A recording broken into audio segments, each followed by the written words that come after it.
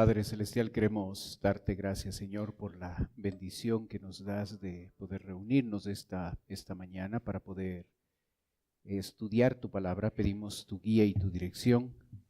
Oramos, Señor, en el nombre de Cristo Jesús. Amén. Buenos días, tomen asiento, por favor.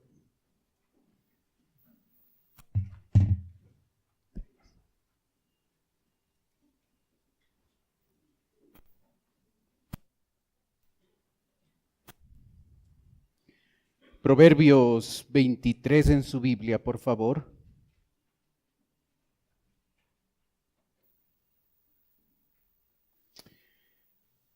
Empezamos, por favor, en el versículo 1.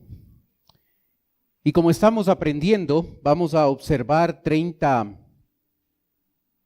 sabios consejos de Dios. Hemos visto ya algunos, hoy vamos a revisar otros pocos en cuanto a los consejos que Dios nos da. El primer consejo que Dios nos da en este pasaje de Proverbios 23 empieza en el versículo 1 cuando nos dice: cuando te sientas a comer con algún señor, considera bien lo que está delante de ti y pon cuchillo a tu garganta si tienes gran apetito. No codicies sus manjares delicados, porque es pan engañoso. ¿Sabe? A veces nosotros no podemos determinar las intenciones en el corazón de otras personas. Aquí tenemos un señor, un gobernante, que llega a invitar a un súbdito a comer. Pero el texto enfatiza la realidad de que esta persona que hace la invitación a comer, en verdad le está dando a esta persona un pan engañoso. Es decir, no hay un problema en la comida. El detalle está que la intención en el corazón de esta persona que está haciendo la invitación es incorrecta, es inadecuada, es inapropiada.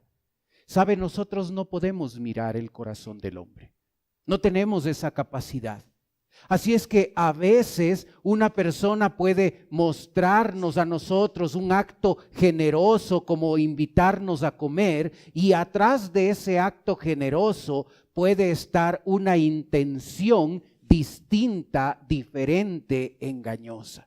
Debemos tener mucho cuidado de el corazón engañoso de otras personas sobre nuestra vida.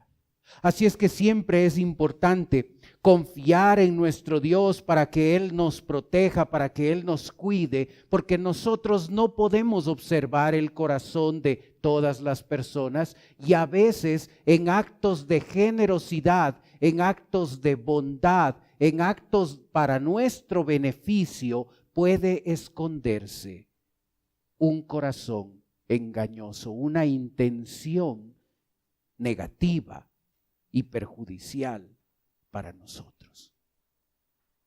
Un segundo consejo se encuentra en el versículo 4. Nos dice: no te afanes por hacerte rico, sé prudente y desiste. Has de poner tus ojos en la riqueza siendo ningunas, porque se harán alas como alas de águila y volarán al cielo. No te afanes por hacerte rico, sé prudente y desiste. ¿Sabe? La Biblia no condena el progreso económico. La Biblia no está en contra de las riquezas, la Biblia no está en contra de que cada uno de nosotros podamos crecer y podamos mejorar en el aspecto económico. Pero cuando se trata de amor al dinero, cuando se trata de darle al dinero una prioridad tan importante en la vida de una persona, la Biblia sí llega a decirnos: ten cuidado con eso, no te afanes por hacerte rico.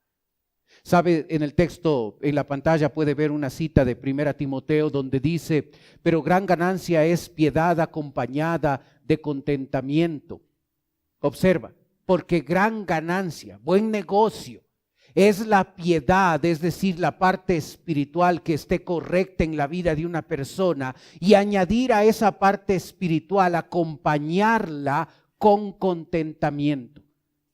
Sabes, todo el sistema económico del planeta, toda la publicidad del planeta está alineada a que tú no te sientas contento, a que más bien te sientas insatisfecho, y porque no estás insatisfecho con algo, necesitas añadir cosas a tu vida.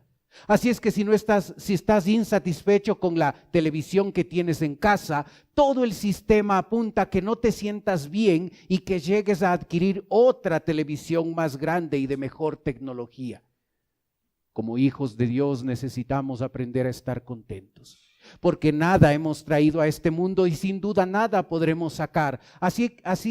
Así que teniendo sustento y abrigo, estemos contentos con esto, porque los que quieren enriquecerse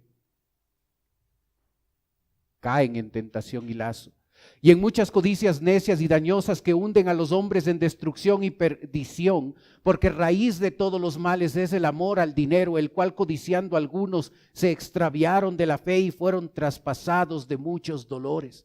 El pasaje nos deja ver dos consecuencias de llegar a amar al dinero. Lo primero que dice es que nos ponemos en tentación y lazo y en muchas codicias necias y dañosas que hunden a los hombres en destrucción. Habla de un efecto dañino en lo personal, pero también habla de un efecto dañino en torno a lo espiritual, y por eso dice: algunos se han extraviado de la fe y fueron traspasados de muchos dolores. Así es que, hermano, no está mal progresar en la parte económica, pero sí es incorrecto, sí es pecaminoso cuando nosotros llegamos a amar el dinero, cuando nosotros llegamos a poner los bienes materiales como una prioridad, como la cosa más importante en nuestra vida. Y por eso Proverbios 23, versículo 4 dice: no te afanes por hacerte rico, sé prudente y desiste.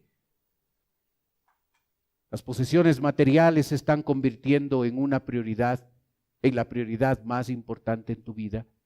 Estás llegando a invertir gran cantidad de tiempo adicional en tu trabajo, y estás sacrificando otras cosas importantes en la vida, como las cosas espirituales, como tu propia familia, tu propio hogar.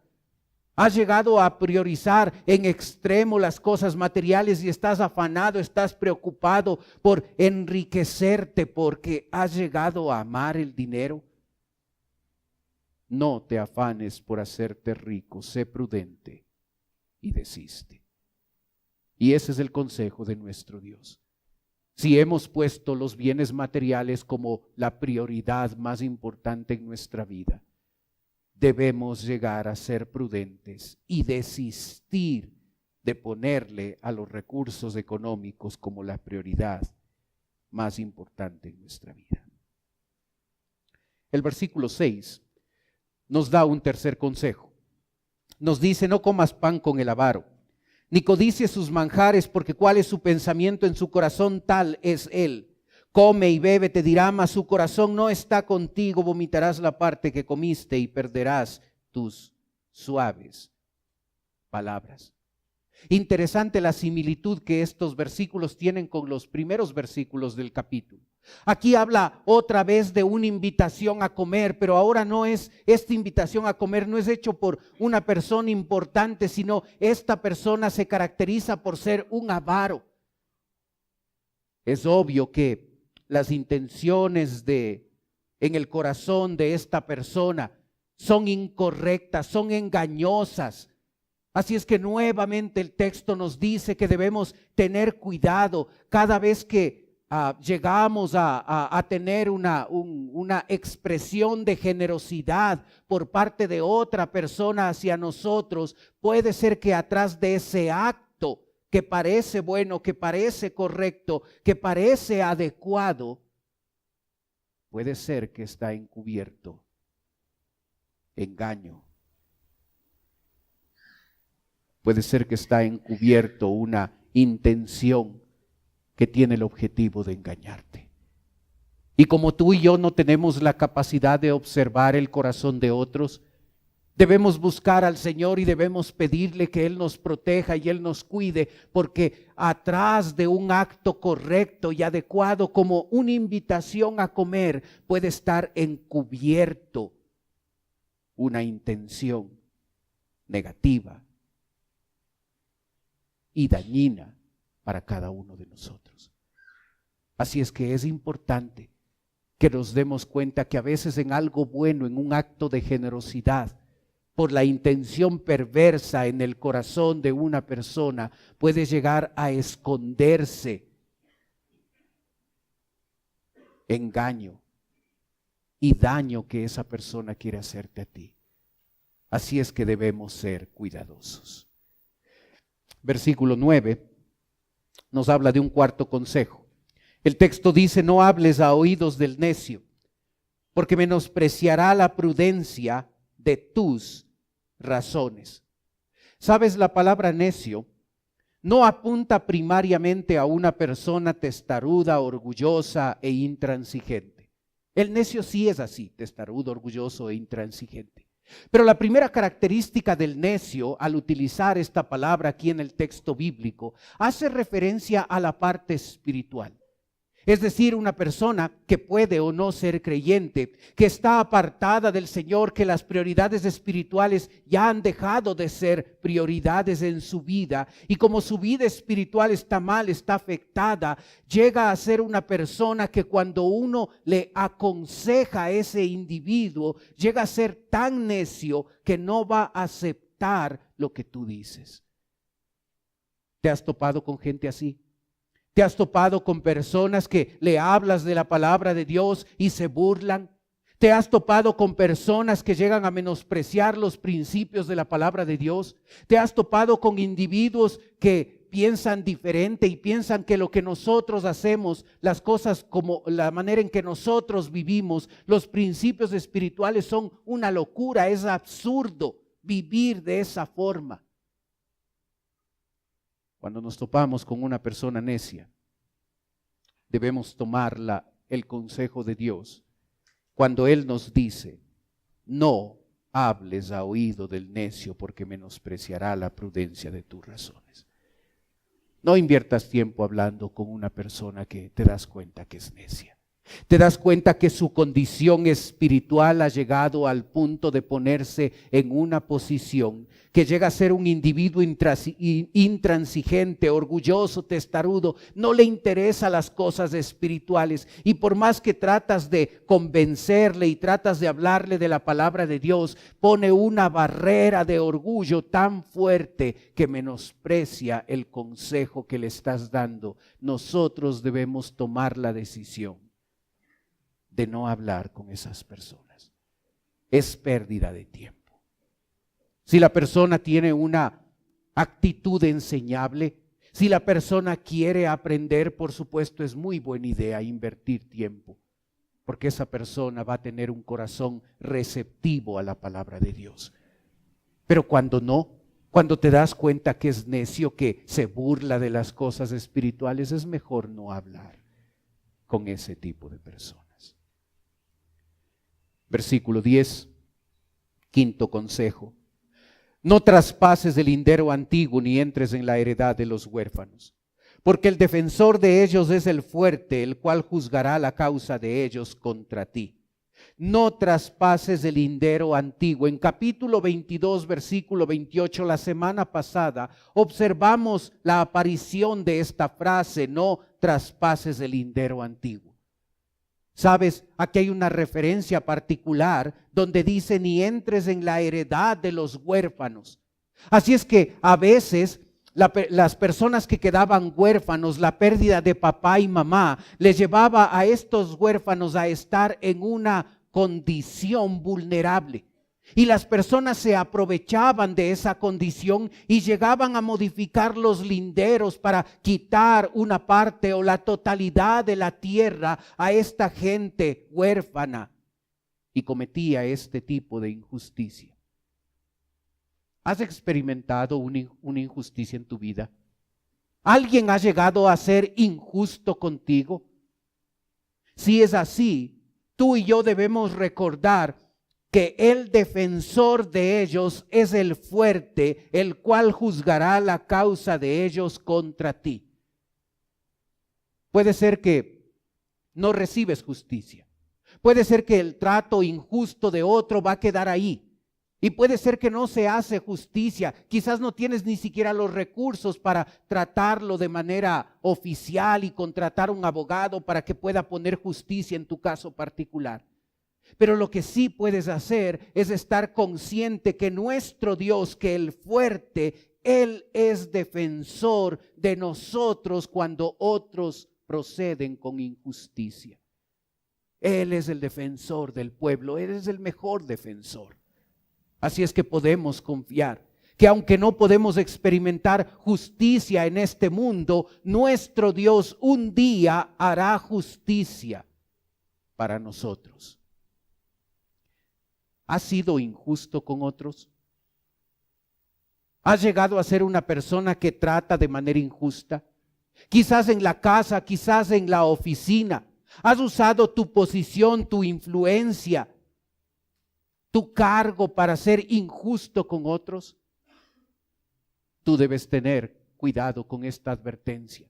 Si has sido injusto y nada te ha pasado, no has cosechado las consecuencias de actuar de esa forma, tú debes escuchar la advertencia de que el defensor, el fuerte, un día hará justicia en contra de ti por haber procedido de manera injusta. Versículo 12. Sexto consejo. Aplica tu corazón a la enseñanza y tus oídos a las palabras de sabiduría. Observa la palabra con la que empieza este versículo. Aplica. Y sabes, una de las cosas en la vida del creyente es que muchas veces somos muy teóricos. Sabemos de la Biblia, sabemos los conceptos y los principios de la palabra de Dios, pero saber no es hacer. Y cuando se habla de aplicar, tiene que ver con que esa comprensión y ese conocimiento de la palabra de Dios debe ser aplicado a la vida. No hay mucho beneficio si nos quedamos en la teoría. No hay mucho beneficio si nos quedamos en saber los principios de la palabra de Dios.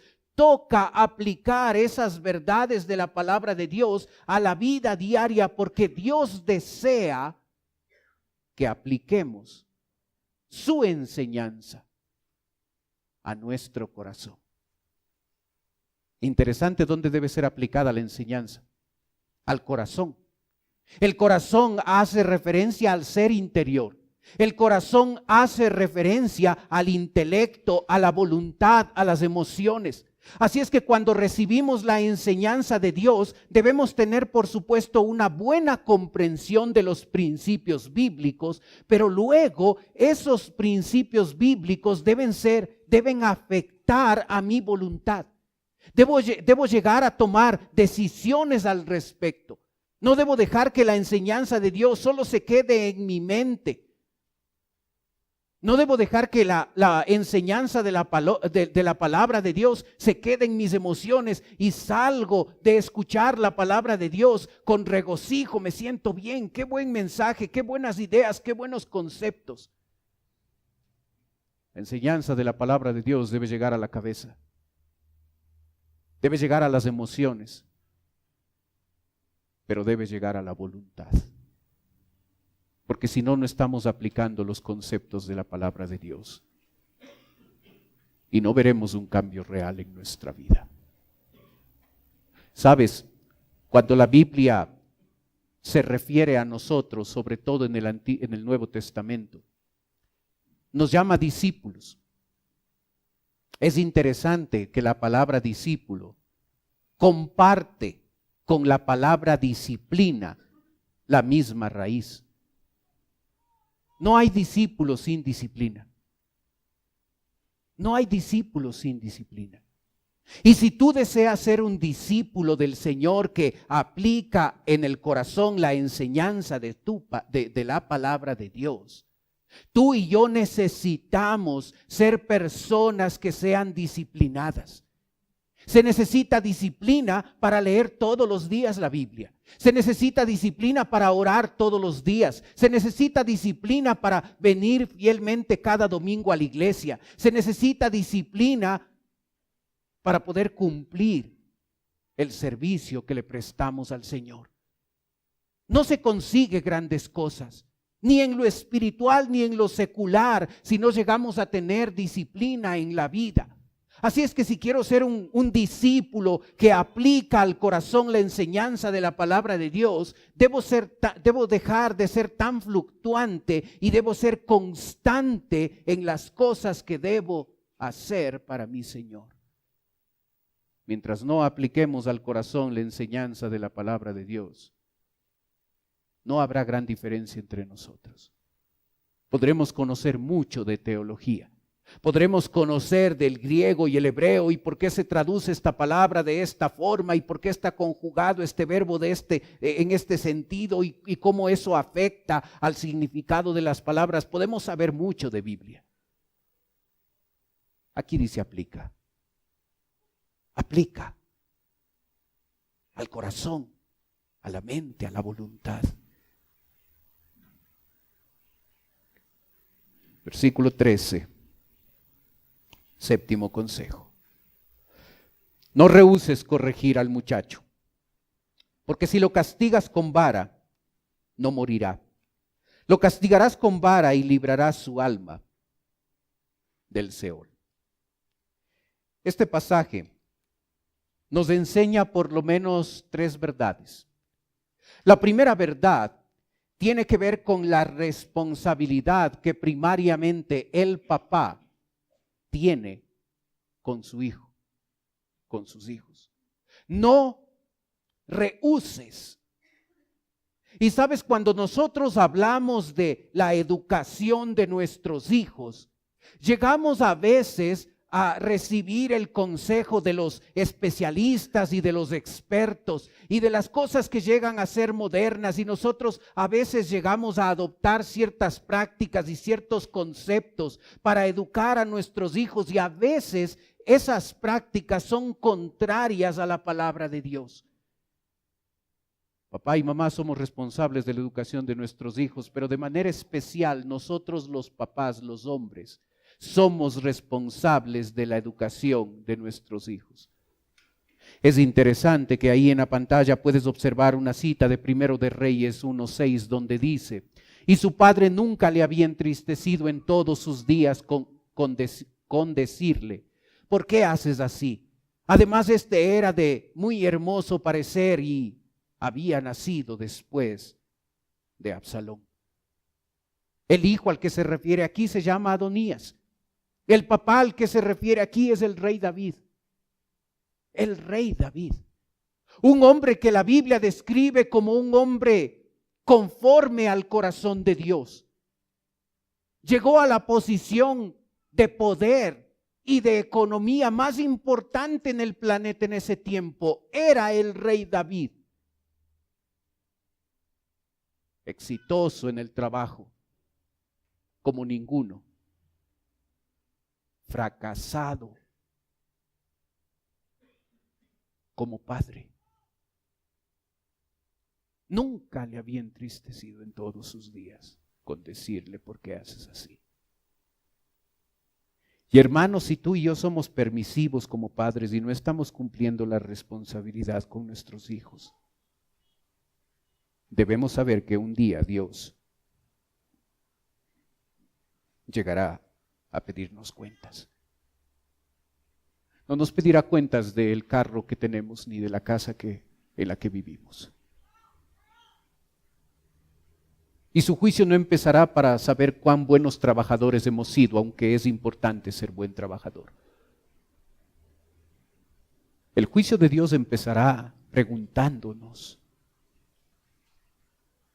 ¿cómo fui como papá? Y si rehúso corregir al muchacho, no he cumplido con la responsabilidad que Dios espera para mí. Papá, eres un papá permisivo.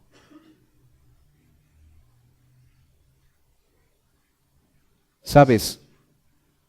El texto escoge dos palabras a través de las cuales quiere mostrarnos cuál es nuestra responsabilidad, qué debemos hacer. Escoge la palabra corregir y escoge la frase castigas con vara. Y aun cuando el concepto que tú tienes de la palabra corregir puede ser un poco distinto a cómo este versículo bíblico lo usa, aquí la palabra corregir engloba dos ideas: enseñanza y entrenamiento. Eso es lo que está atrás de la palabra corregir. Así es que cuando la Biblia nos dice que nosotros debemos corregir a nuestros hijos, en verdad no está hablando atrás de esa palabra, no está el concepto de castigar. Habla de enseñar y entrenar. Cuando quieres enseñar a tu hijo a montar bicicleta, le vas a enseñar la teoría. Le vas a decir: los pedales son para esto, las llantas hacen esto, los manubrios hacen esto, los frenos funcionan así. Y le vas a dar la teoría, y la teoría va a ser importante. Pero no le vas a enseñar a andar en bicicleta solo con la teoría. El muchacho tiene que subirse a la bicicleta. Y probablemente se va a caer una y dos veces o tres, o algunos días va a caerse. Pero después de mucha práctica va a aprender a montar bicicleta. Y cuando esa teoría que conoce ese muchacho ahora está unida a la práctica, al entrenamiento, entonces cuando se unen esas dos partes, el conocimiento teórico y el entrenamiento, recién hemos corregido.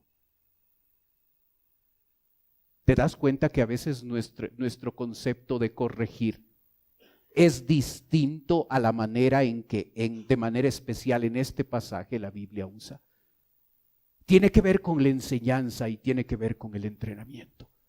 Así es que hay un espacio para enseñar la teoría y los conceptos bíblicos, y sí es importante eso, pero no corregimos a nuestros hijos solo enseñándoles la teoría. Necesitamos llegar a crear espacios de entrenamiento para que esos conceptos teóricos se lleguen a establecer en la vida del hijo.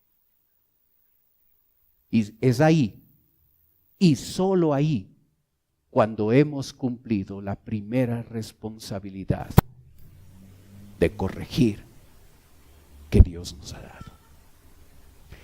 La segunda responsabilidad está atrás de la frase castigas con vara. Tiene que ver esa frase, hace referencia a esa frase, al hecho de que después de enseñarle y adiestrarle al hijo, este hijo no obedece lo que se le dice, y por supuesto debe haber una consecuencia porque ese hijo ha desobedecido a Dios. A veces esa consecuencia tiene que ver con pérdida de privilegios, pero a veces también tiene que ver y debe ser el castigo físico con vara. Tú debes decidir qué reglas son importantes y cuáles reglas son más importantes, y qué reglas se van a castigar con una pérdida de privilegios y qué cosas se van a castigar con vara. Pero es nuestra responsabilidad dar a nuestros hijos las consecuencias de un comportamiento inadecuado e incorrecto. Papá, esa es nuestra responsabilidad. Si tú y yo no estamos enseñando y adiestrando a nuestros hijos, si tú y yo no estamos disciplinándoles a ellos, castigándoles con vara, en verdad nos hemos convertido en papás permisivos. Y no será raro que, como viste en la foto de este séptimo consejo,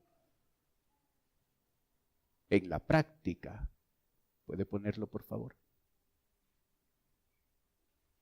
En la práctica el hijo es el que manda. En la práctica es así. ¿Sabes? Cuando nosotros corregimos y castigamos a nuestros hijos, eso va a producir un efecto en la vida de ellos. Si decidimos lo opuesto, también va a producir un efecto. El versículo 14 dice, lo castigarás con vara y librarás su alma del Seol. Y librarás su alma, su vida. ¿Sabes? Aquí el escritor nos está diciendo que si nosotros cumplimos con nuestra responsabilidad de enseñar a nuestros hijos, de llegar a adiestrar a nuestros hijos y de llegar a disciplinarles con vara, el efecto de cumplir esas responsabilidades será beneficiar a nuestros hijos. Si no les enseñas, si no estás enseñando a tus hijos, les estás perjudicando, no les amas. Si estás huyendo del ejercicio de adiestrarles, estás perjudicando a tus hijos. Si no les castigas con vara, no amas a tus hijos. Aun cuando el mundo piense diferente. Porque cuando hago el trabajo que debo hacer en casa, libro el alma de ellos. Les ayudo a tener vidas fructíferas y de bendición. Así es que ten cuidado si eres un padre permisivo. Ten cuidado si has adoptado principios diferentes a estos. Ten cuidado si el mundo te ha convencido de que hay otra manera, de que ahora somos modernos, no somos cavernícolas. Ten cuidado de que la manera de educar a los hijos sea distinta al consejo de Dios. Versículo 15, octavo consejo. Hijo mío, si tu corazón fuere sabio, también a mí se me alegrará el corazón. Mis entrañas también se alegrarán cuando tus labios hablaren cosas rectas. Papá, ¿qué produce alegría en tu vida? ¿Qué debe hacer tu hijo para que eso produzca alegría? Cuando él trae algún logro académico, cuando trae buenas calificaciones o cuando ha llegado a ser el primero de la escuela y ha traído una banda y una medalla. Por supuesto, eso produce alegría. Pero ¿sabes lo que debe producir mayor alegría? Lo que debe estar en el número uno en torno a la alegría que ellos producen en nuestra vida debe ser lo espiritual. Hijo mío, si tu corazón fuere sabio, si tu corazón, si la parte interna, si el hijo es sabio. Y luego al final del versículo dice, cuando tus labios hablaren, la palabra hablar habla muestra lo externo. Así es que lo que debe producir más alegría en mi corazón como padre debe ser que ese hijo llega a ser un hombre que obedece y agrada a Dios. A veces estamos tan enfocados en los logros académicos. A veces estamos tan enfocados en lo temporal. A veces enfocamos las razones de por qué debemos alegrarnos por ellos cuando tiene que ver con un logro académico. Cuando lo que debería producir alegría, la mayor alegría, debería ser cuando ellos son obedientes al Señor. Cuando ellos llegan a poner en práctica los conceptos de la palabra de Dios. No está mal alegrarse porque el hijo sacó buenas notas. Es correcto sentirse orgulloso cuando ellos triunfan en lo académico. Pero sabes, a veces nuestro enfoque solo tiene que ver con eso. A veces habla de prioridades en la vida. La mayor prioridad debe ser lo espiritual y la mayor alegría que mi hijo me puede dar es cuando él ama al Señor. Cuando él, sin presión de papá y mamá, lee su Biblia, desea venir a la iglesia, se involucra en el servicio, aprende las lecciones de piano para un día alabar al Señor a través de la música. Lo espiritual debería alegrar nuestro corazón. Ahora sabes, tú también eres un hijo de Dios. Y tú y yo también podemos producir alegría en Dios. Y sabes, a veces están enfocados en cosas importantes y tratando de lograr metas y objetivos y cosas en torno a lo temporal. Pero tú y yo también podemos alegrar el corazón de Dios cuando vivimos como hombres y mujeres que le agradan a Él. A veces las cosas espirituales no tienen la prioridad que debería tener. Y pensamos que por tener una buena economía eso le va a agradar al Señor. Y aun cuando es importante, lo que va a sacar una sonrisa a nuestro Padre Celestial es cuando Él ve que somos hombres y mujeres que viven de acuerdo a la palabra de Dios. Eso le va a alegrar. Eso va a sacar una sonrisa en Él. Versículo 17 nos da un noveno consejo. Nos dice, no tenga tu corazón envidia de los pecadores. Antes persevera en el temor de Jehová todo el tiempo. El versículo nos habla de dos enfoques distintos en la vida. Tú puedes escoger uno de ellos. El primero tiene que ver con la parte material.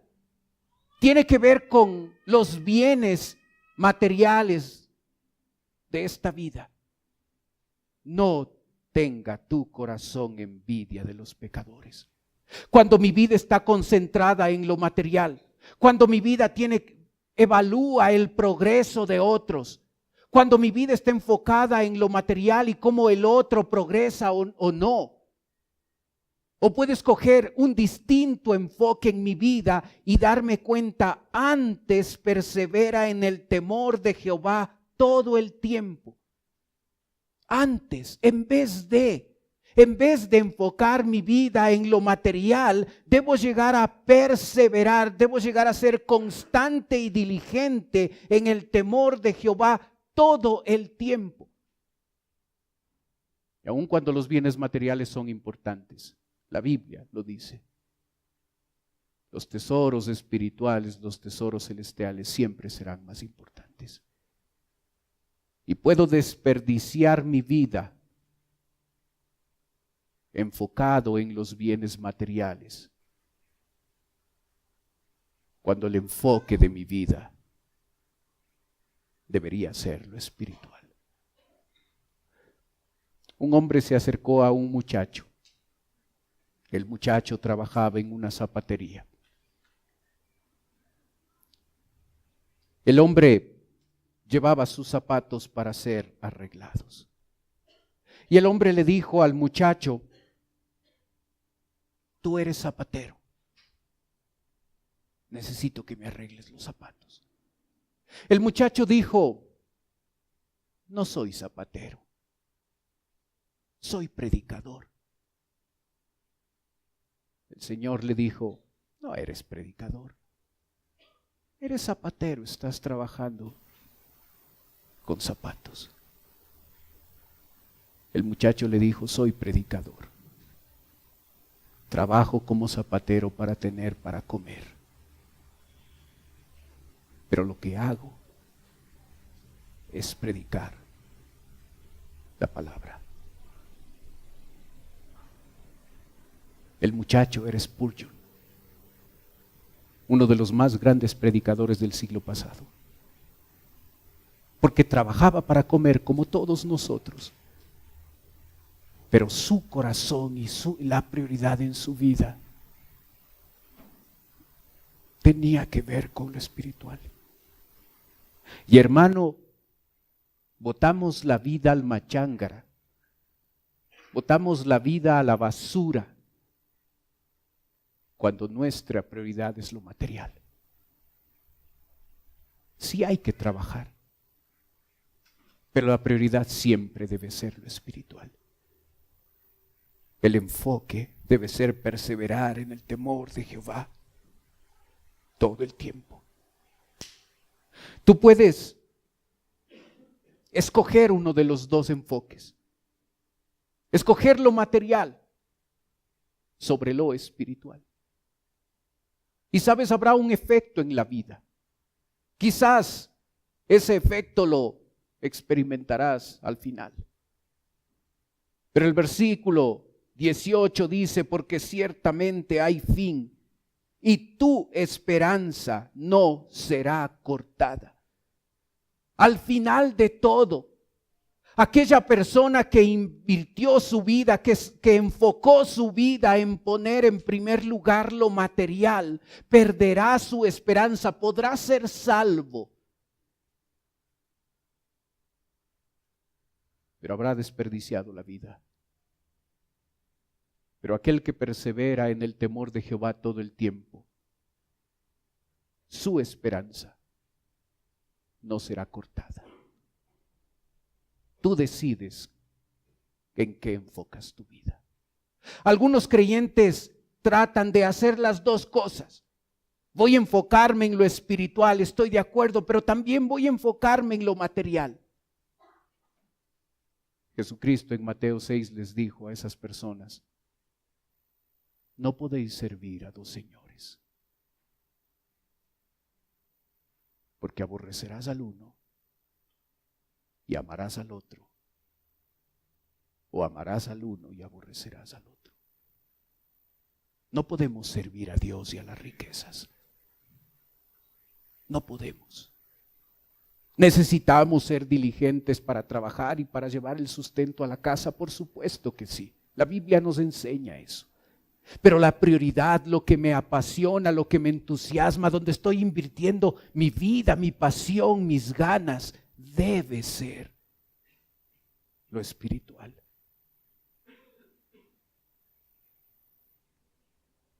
Versículo 19, terminamos con un último consejo. El texto dice, oye, hijo mío, y sé sabio, y endereza tu corazón al camino. No estés con los bebedores de vino ni con los comedores de carne, porque el bebedor y el comilón empobrecerán, y el sueño hará vestir vestidos rotos. El texto está enfocando a tres personas que llegan a ser una mala amistad. Habla del comilón, del glotón, habla del borracho y habla del perezoso. Y el sueño hará vestir vestidos rotos. Y sabes, tú y yo necesitamos ser selectivos en torno a las amistades que escogemos. Papá y mamá, tú y yo necesitamos tener un rol activo cuando nuestros hijos están escogiendo amistades, enamorados y enamoradas. Hemos llegado a ser un grupo de padres que creemos que las amistades de ellos y los enamorados y las enamoradas de ellos es asunto de ellos, es vida de ellos y les hemos dejado que ellos tomen decisiones al respecto, cuando la palabra de Dios, este pasaje, muestra que tú y yo como padres debemos tener un rol activo al escoger amigos, al escoger enamorada, al escoger enamorado. ¿Cuándo perdimos ese concepto claro de la Biblia? ¿Cuándo nos llegamos a engañar que en el tema de amistades y de enamoramientos ellos son los que deciden?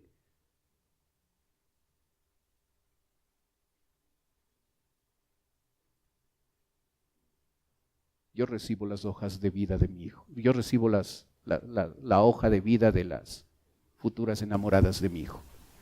18 años, no antes. Y puedes no estar de acuerdo conmigo, pero yo tengo voz y voto. Y espero que él tenga un corazón enseñable y no rebelde, para dejar que su papá, que quiere el beneficio de él, le ayude a escoger esposa.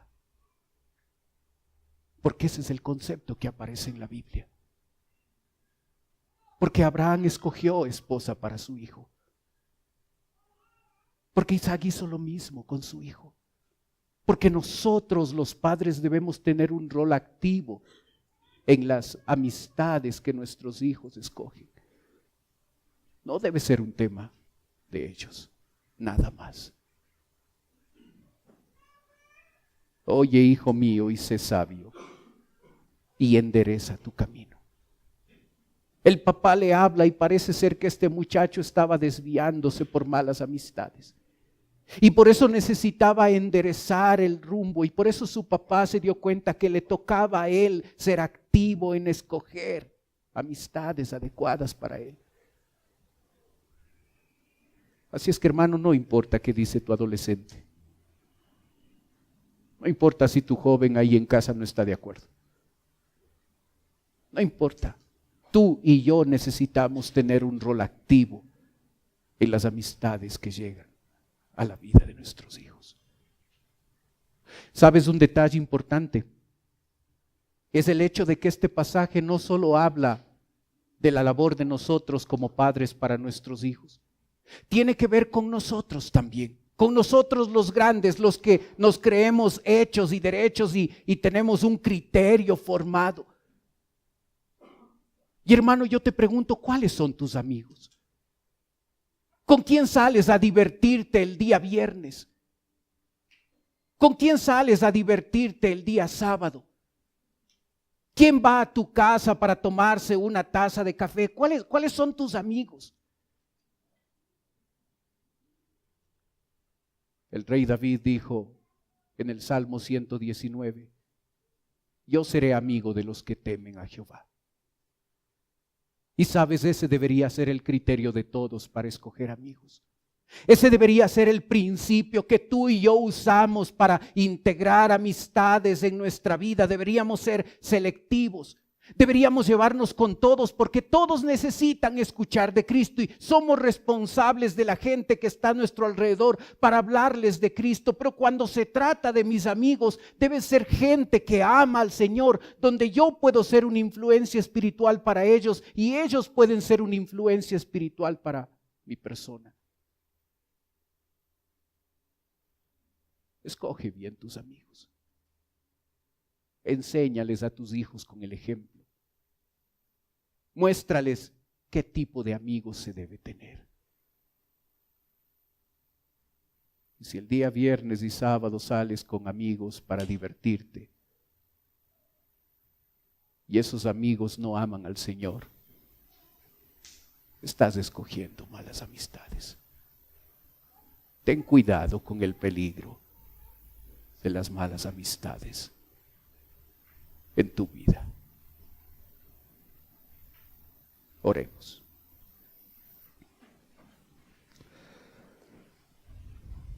Padre Celestial, queremos darte gracias por tu palabra.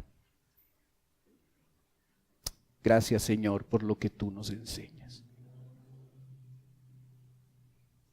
Padre, yo te ruego que nos comprometamos contigo a escuchar tus consejos. Que no sea más información que solo guardamos en la cabeza, que le demos el valor de escuchar un consejo sabio de parte de ti. Padre, yo te ruego que nos ayudes a llegar a tener cuidado con las intenciones negativas que otros pueden tener sobre nuestra vida. Ayúdanos a no poner como prioridad número uno los bienes materiales, que tengamos cuidado de esforzarnos por enriquecernos. Ayúdanos, Padre, a tener cuidado con aquellos que enseñamos. Algunos son necios y debemos alejarnos de ellos. Ayúdanos a manejar adecuadamente las injusticias, sabiendo que aún en este mundo injusto, tú sigues siendo nuestro defensor. Ayúdanos a dejar de llenar solo la cabeza de conceptos teológicos y saber que tú deseas que apliquemos a nuestro corazón tu enseñanza. Ayúdanos a no ser padres permisivos, a no rehusar corregir al muchacho, sino enseñarle, adiestrarle y corregirle con vara. Ayúdanos a que ellos vean que la mayor alegría que pueden darnos a nosotros tiene que ver con la manera de vivir y la obediencia que te dan a ti. Ayúdanos a darnos cuenta que cuando buscamos el éxito en la vida, aun cuando la parte económica es importante, lo espiritual siempre debe estar en primer lugar. Ayúdanos a tener cuidado con las malas amistades,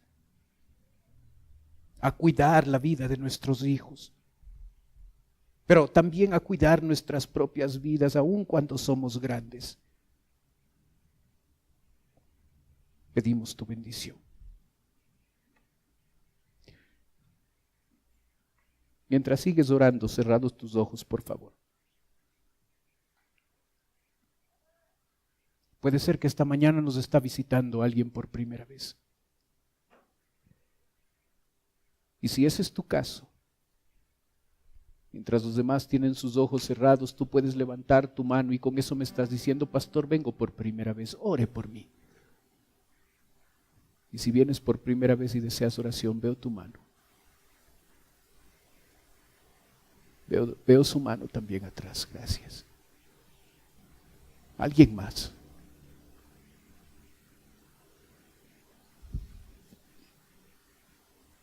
Para las personas que nos visitan, en un ratito voy a orar por usted, como le dije. Quisiera ofrecerle algo más. Totalmente voluntario, no se sienta presionada, no se sienta presionado, no es la idea.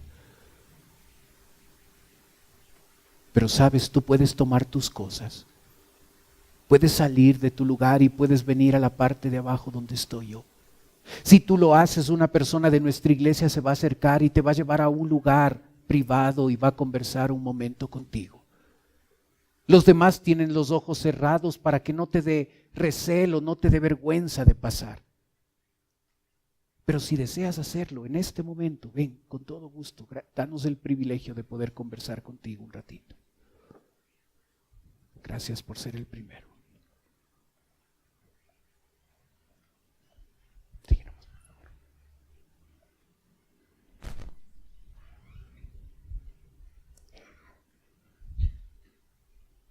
Padre Celestial, te doy gracias por las personas que nos visitan. Y tú que conoces sus vidas, yo te ruego, Padre, que tú puedas obrar en sus necesidades.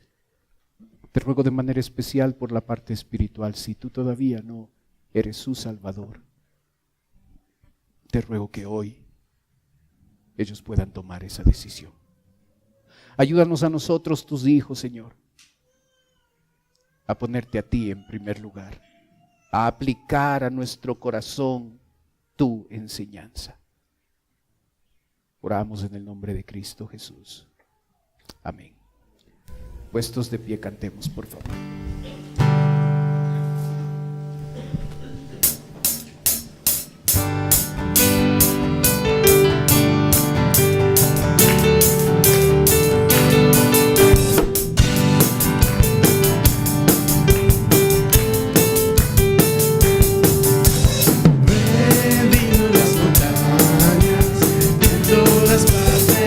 Alrededor